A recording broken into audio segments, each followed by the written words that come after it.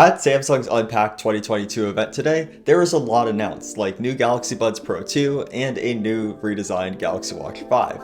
But honestly, those are boring to me in comparison to these, the Galaxy Z Flip and Z Fold 4. What's new, what's the same, and what's my biggest problem with these new foldables coming up next on Tech Device News.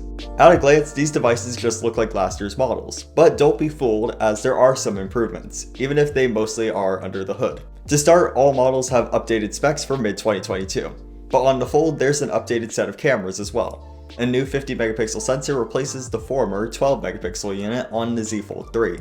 It also offers better low light performance with that sensor. The telephoto lens gets a slight bump in performance with a 10 megapixel 3x optical zoom over the 2x optical zoom from last year.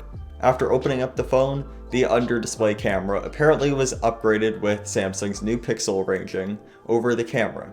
However, in practice, most people don't notice a difference, but that's probably because it's only 4 megapixels, and it's clearly not meant to be used very often. While on the topic of display improvements, that seemed to be Samsung's primary focus this year.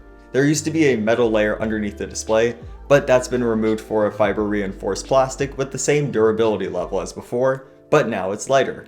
The hinge was also improved with a redesign that moves without gears and is lighter and slimmer.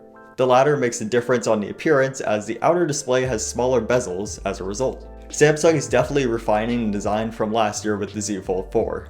The Z Flip 4 holds a similar anecdote. The interior ultra-thin glass has been improved for better durability, as well as the exterior glass, now using Gorilla Glass Victus.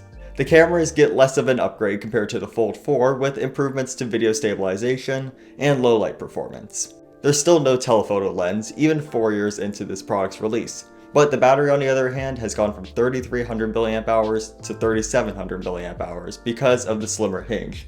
That's a design improvement that users will definitely notice. Improvements for Instagram have also been made, as it's now better optimized for the screens on both folding models, and there are new software additions for payments and SmartThings on the Flip 4's widgets. As I talked about all of this, did you notice a theme?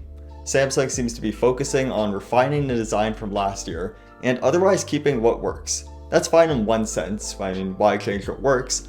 But in the other sense, you might be wondering, why are they doing this? I think the biggest reason for this iterative upgrade is that Samsung grew foldable sales by 3 times last year, and I definitely know that they hold the largest market share, at least here in the US. Their only real competitor was Motorola, but I haven't heard a lot from them recently. That lack of competition here in the US could be the reason why this year's model remains so similar to the year prior.